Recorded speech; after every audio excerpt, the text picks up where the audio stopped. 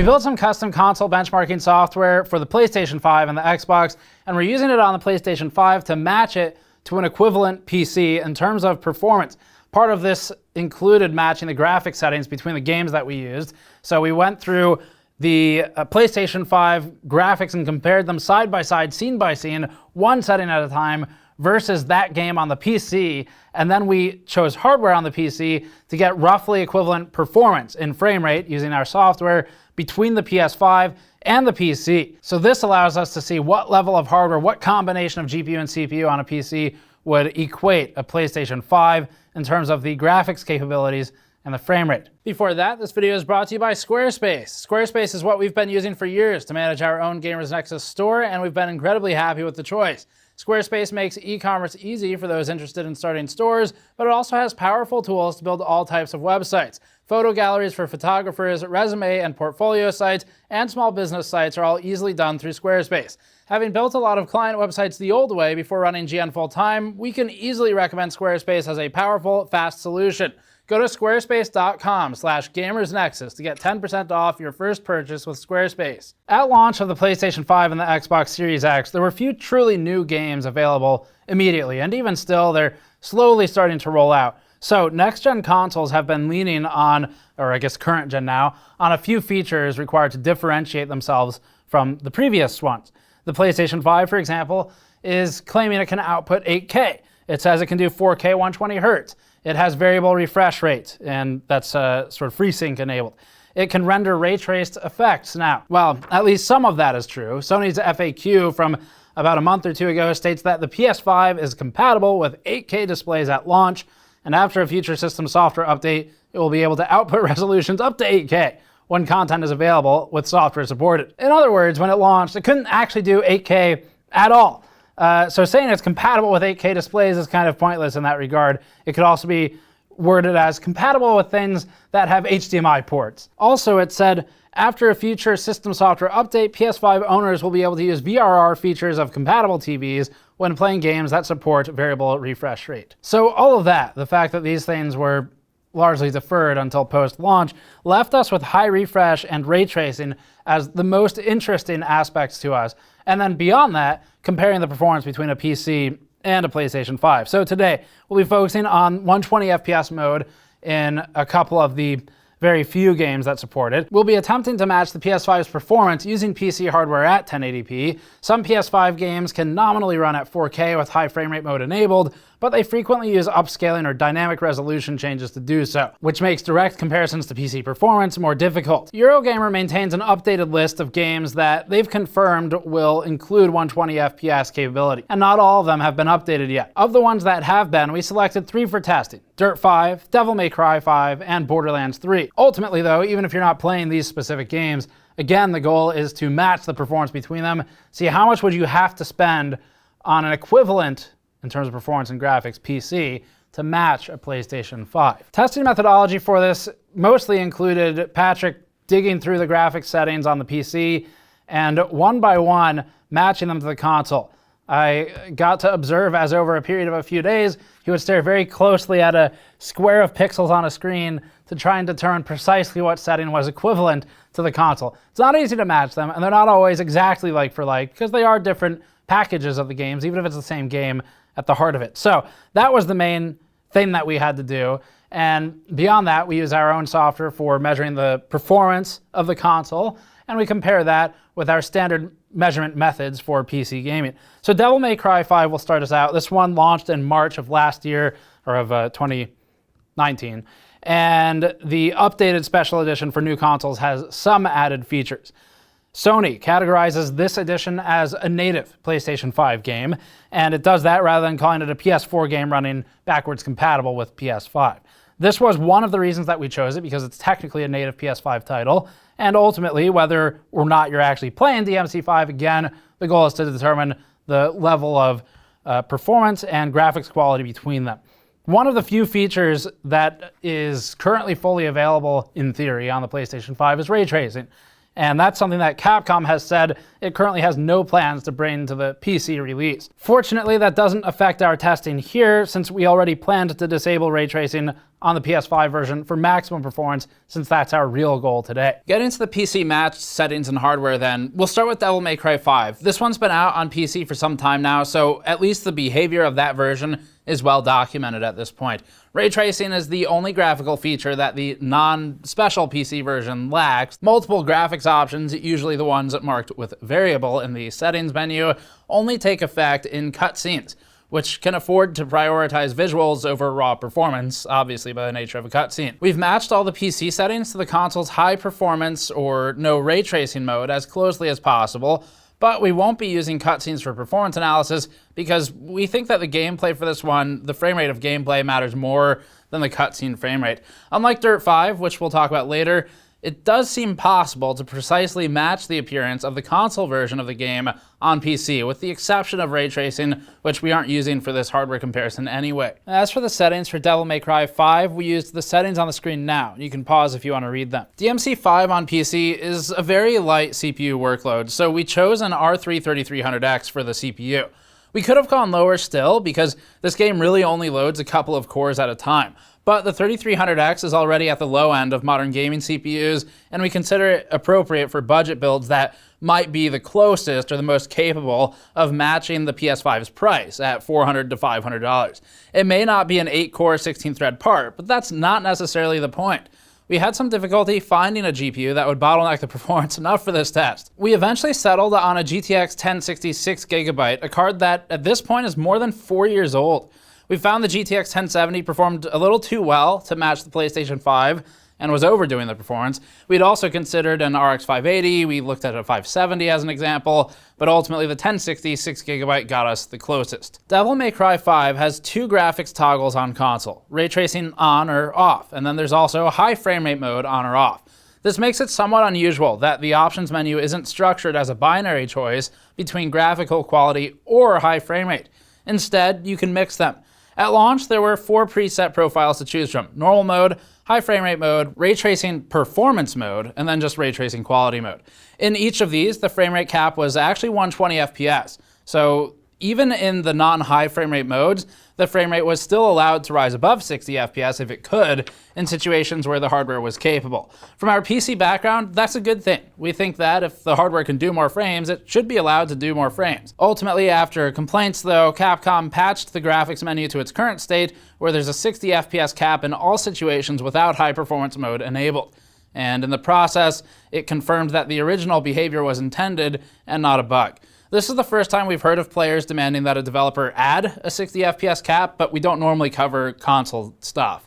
Hopefully the new menu will satisfy everyone though. We chose an area near the beginning of the game with reflective puddles, flames, and some distant scenery as our benchmark. Measured with our standard average, 1% and 0.1% low metrics, the frame rate for the PS5 was 109 FPS average, with dips to 39 FPS and 34 FPS for 1% and 0.1% lows respectively. For the PC, the result in the same area with settings that we matched to each other was 142 FPS average, with lows at 117 1% and 112 FPS 0.1%. That marks the PC as 31% higher in average frame rate when running with the R3 3300X and GTX 1060 6GB. Now, ultimately, frame rate is, like most metrics, flawed in some ways. Namely that this one is an abstracted metric away from the base metric of time. It turns into a rate.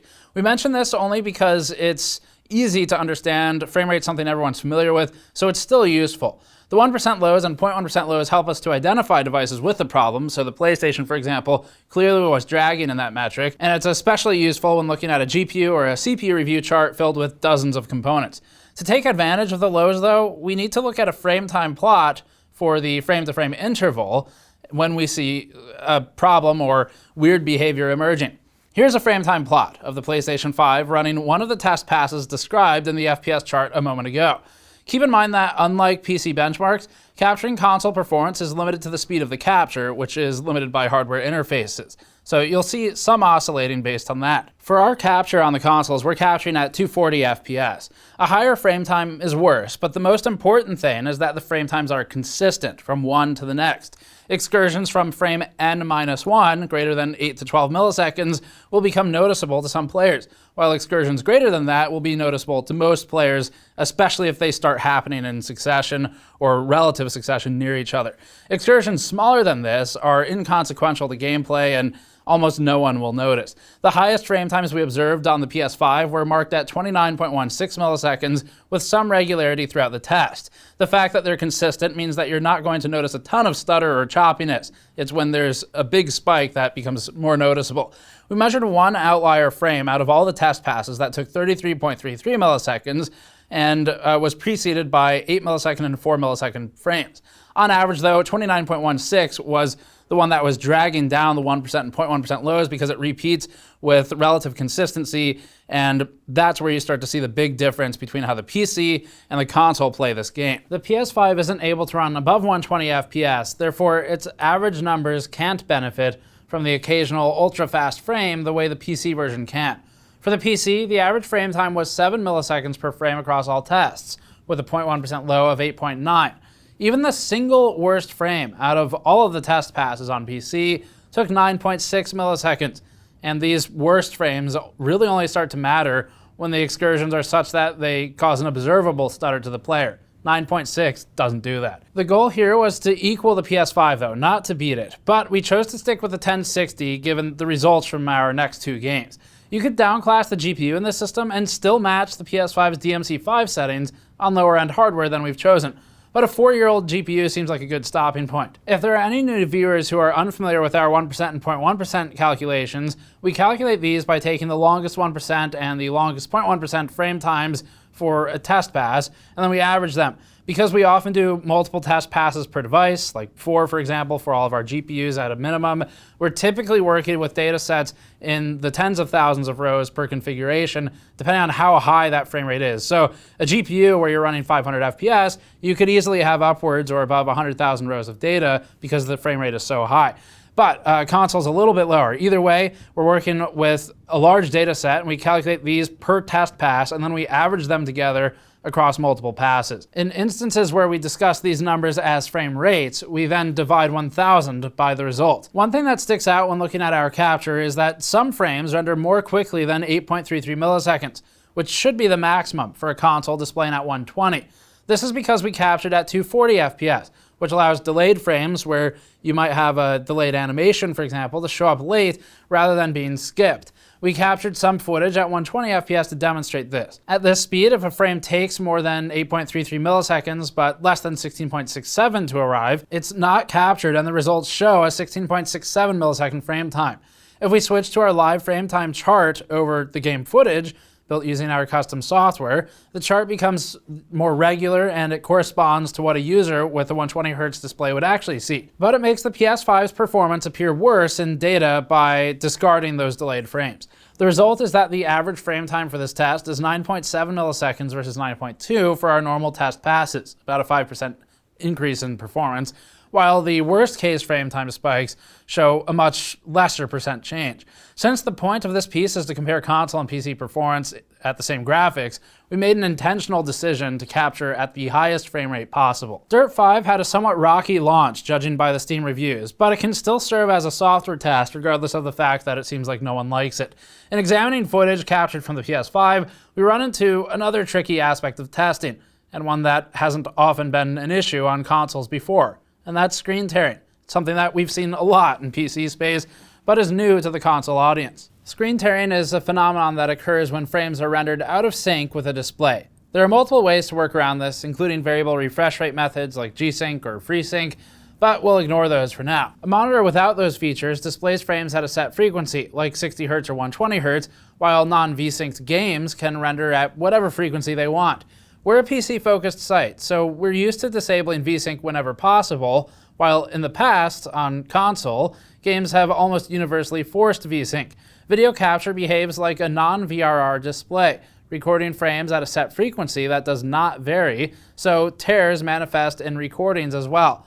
Tears fit into two general categories, at least for what we're talking about today. Type 1 is a low performance tear. Let's plot a few display refresh intervals as examples. So for display refresh interval 1, for convenience, we assume this shows a unique, fully rendered frame, and we'll call that frame 1. Display refresh 2. The bottom of the display shows a new and unique frame 2, but the top of the display still shows frame 1. System side rendering was completed and submitted after the monitor refresh period started, so the already drawn top part of the frame shows old data, and the bottom part shows new data. Screens draw scan lines from the top left to the bottom right, so you may only get a few scans that show part of the new frame. For display refresh interval 3, this could be the completed, fully rendered second frame, and therefore a partial duplicate of display refresh 2, or it could be a fully rendered frame 3, or some torn combination of the two. For type 2 of the tears that we're talking about today, this is a high performance one. Display refresh interval 1 again starts with a unique frame 1. Display refresh interval 2, system side, the game is being rendered so quickly that multiple frames are completed and submitted while the monitor or the capture device slogs along, creating multiple tears in a single displayed frame, with the stripes showing newer data the lower they are on the screen. The top of the frame shows a new frame 2, but the bottom shows an even newer frame 3. The monitor displays the newest possible information, reducing the perceived latency. Display refresh interval 3, since the system is outpacing the display, there will be no duplicate data shown from the previous displayed frame, unlike type 1. And that covers the two relevant types of tears for this content. Tearing is almost 100% guaranteed to occur without intentionally avoiding it via VSync, VRR, or some other method. But type 2, the higher performance one, is generally harder to detect because of the higher frame rate and smaller differences between the frames and the tears. Dirt 5 is the only of the games that we tested that is not VSynced in high frame rate mode. So since the PS5 targets 120 FPS and we're capable of capturing up to 1080-240 for output, it's unlikely we'll encounter type 2 of tearing that we described a moment ago. The console will not outpace our capture rate, and that's good because the methodology breaks down there. The method we and other outlets use for measuring frame times on consoles relies on comparing consecutive frames of captured footage, called on display.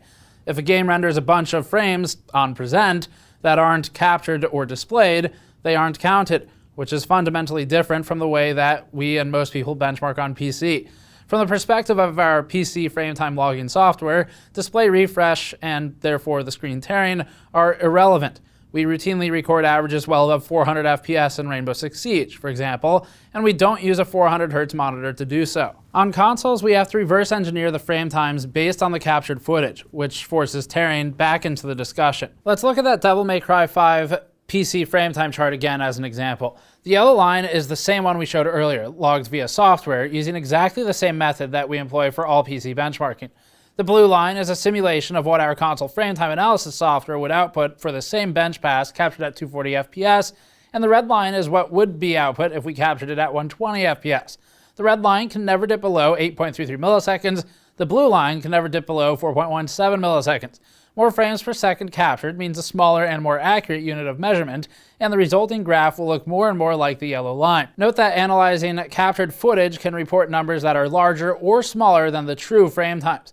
The blue line oscillates between 4.17 and 8.33 milliseconds because the real average frame time is somewhere in between. One frame could complete rendering 3 milliseconds before it was captured, and then the next could complete rendering immediately before it's captured, and the reported frame time would still only be 4.17 milliseconds total because 2 consecutive frames of the captured footage were unique. In the end, average frame times are fairly accurate as long as the frame rate doesn't outpace the capture. The true average frame time for this pass was 7.07 milliseconds. The average when captured at 240 FPS would be 7.07 milliseconds, and the average when captured at 120 FPS would be 8.34 milliseconds. This is why we're still confident in our average FPS numbers. The frame comparison method has another interesting consequence, which is that only Type 1 screen tears can be efficiently detected. Type 2 screen tears are completely distinct from the previous displayed frame, so a dumb comparison between frames doesn't work. But they're also less necessary to detect since they show new data. Even with the type of tears that are easy to detect, we've debated internally about how to represent them. It hasn't been an issue with our previous console benchmarks, since the games are typically V-synced, and it's never been an issue with our PC benchmarks, since we can measure frame times directly without sidelining the issue.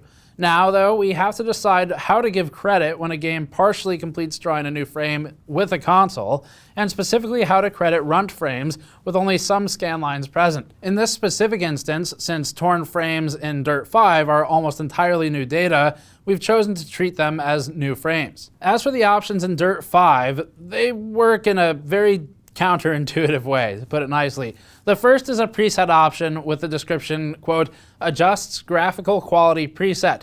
Any manually tweaked options below will then apply this base quality. In any other game, selecting a medium preset would just set all the manually adjustable options to medium, and changing any of them would deactivate the preset. In Dirt 5, setting the preset overrides the sub-options and controls hidden settings that are independent of the manually adjustable ones. So for example, selecting the ultra high preset and then manually switching everything to ultra low looks completely different than selecting the ultra low preset and then switching everything to ultra low. This is stupid, and it shouldn't work this way. Instead of using settings and their names the way they're supposed to be used, Dirt is doing some sort of weird offset baseline thing and then applying the settings to that.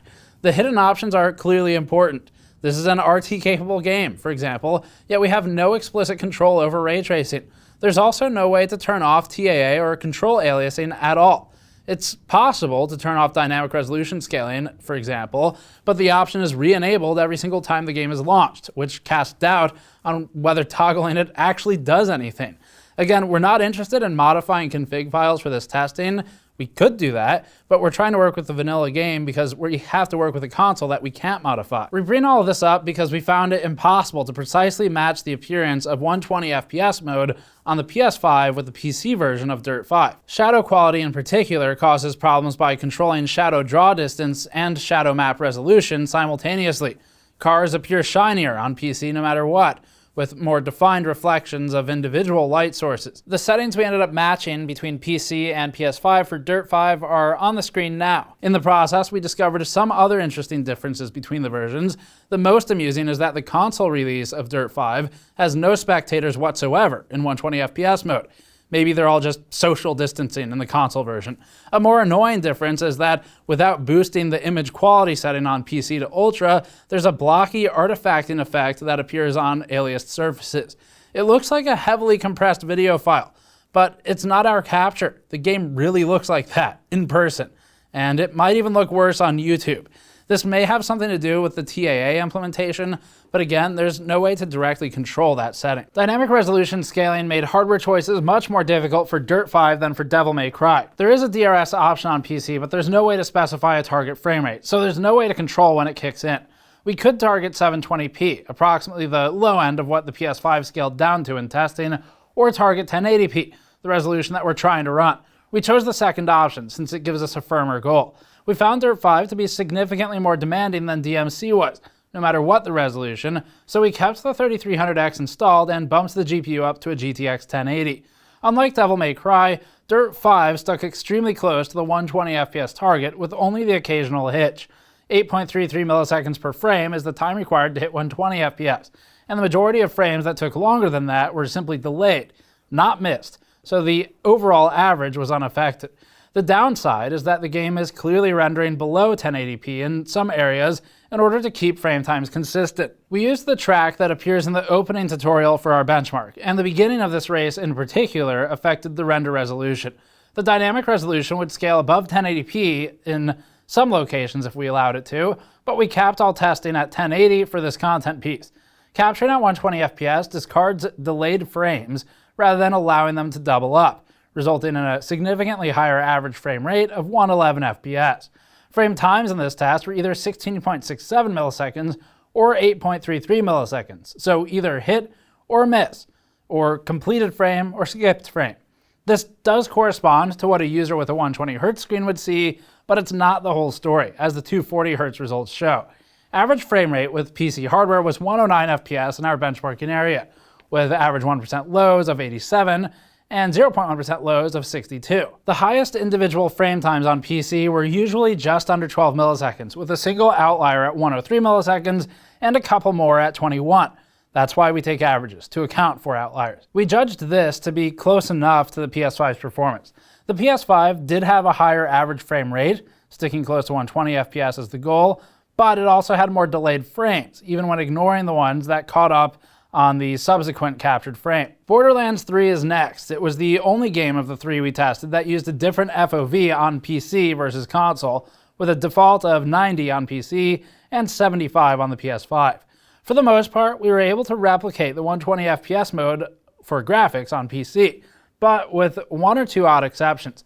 First, disabling motion blur as much as possible on PC still allows some per-object motion blur in cutscenes, while the PS5 has no motion blur whatsoever in performance mode.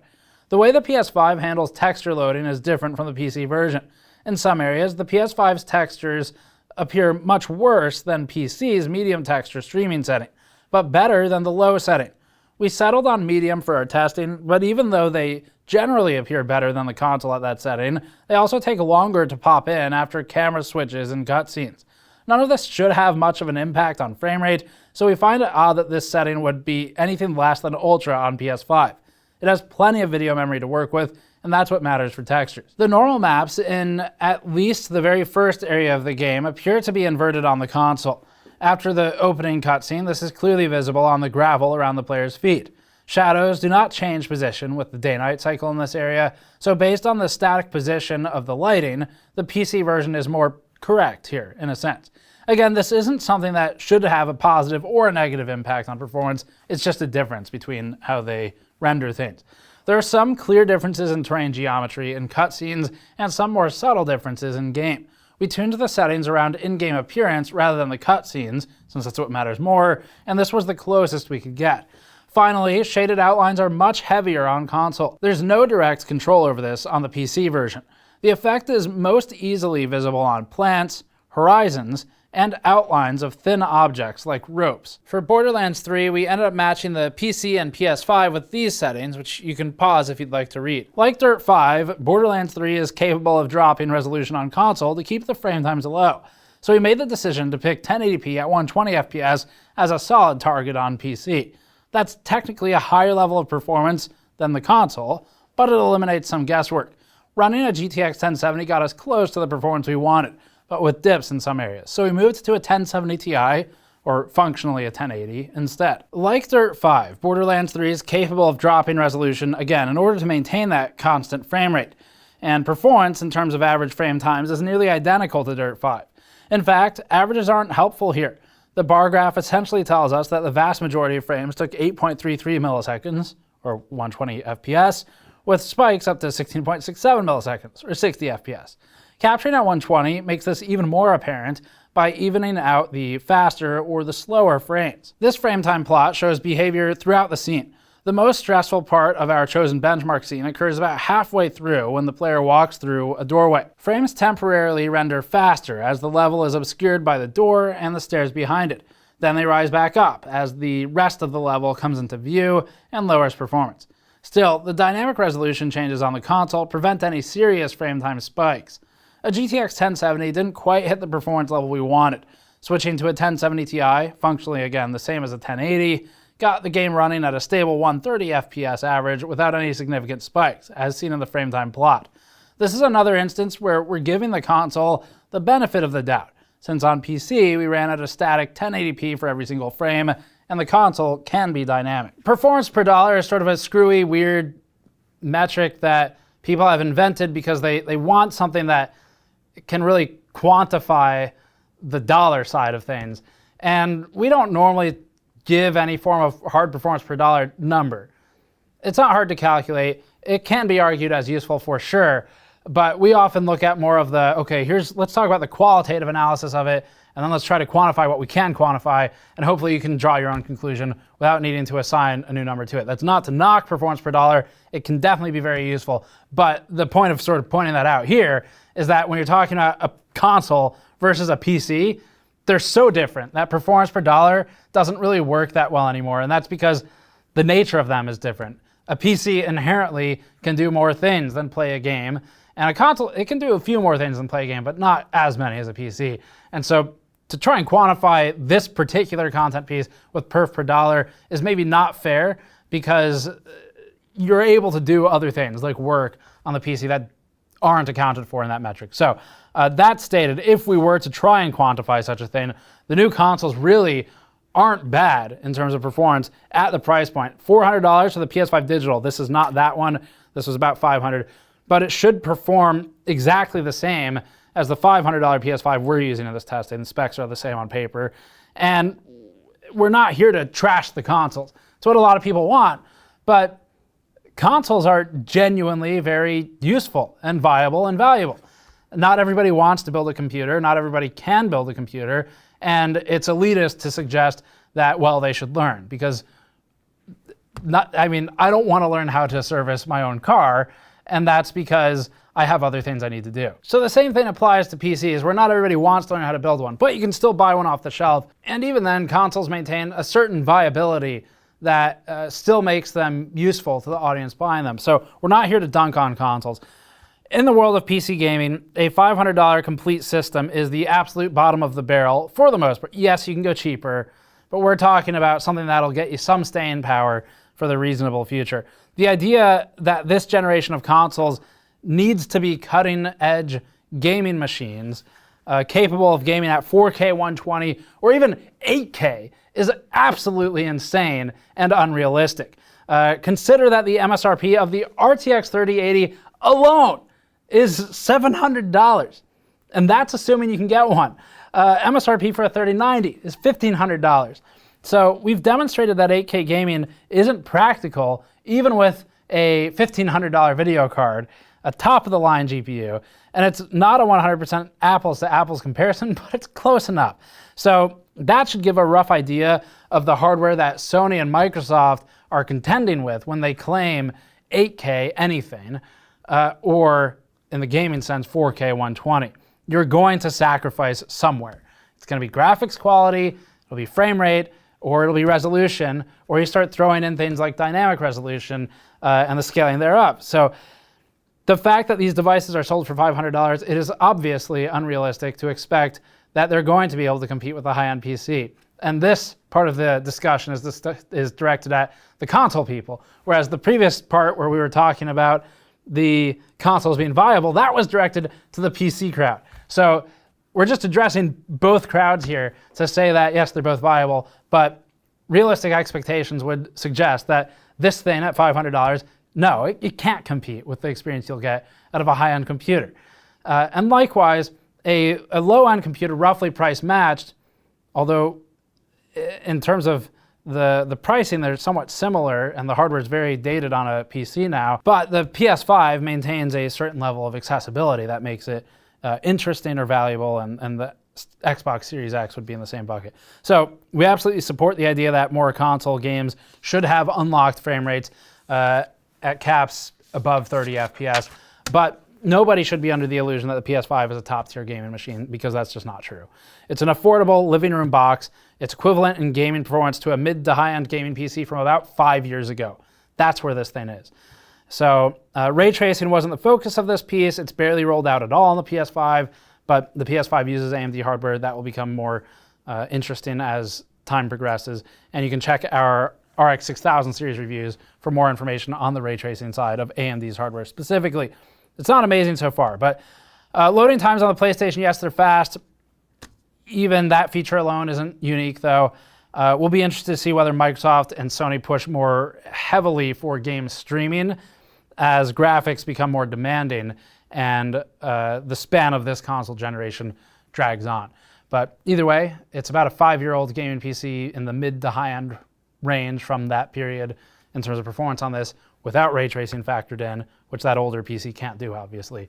Then you'd be going up to a 2060 or something. So that's it for this one. Pretty interesting in terms of the performance. What you take away from this, well, it's maybe a reminder of realism, whether you're on the PC or the console side of things. They're both valuable, but keeping expectations in check is important. So that's it for this one. It was a lot of fun to compare the two and see what this equals in terms of a PC when you match the graphics and the performance levels. And we were a bit surprised it was hardware as old as it was. But that's until ray tracing gets more introduction on the consoles, and then we'll be back for more. Thank you for watching. Subscribe for more. As always, you can go to store.gamersnexus.net to support us directly, or patreon.com/gamersnexus, where we've recently posted new behind-the-scenes videos. We'll see you all next time.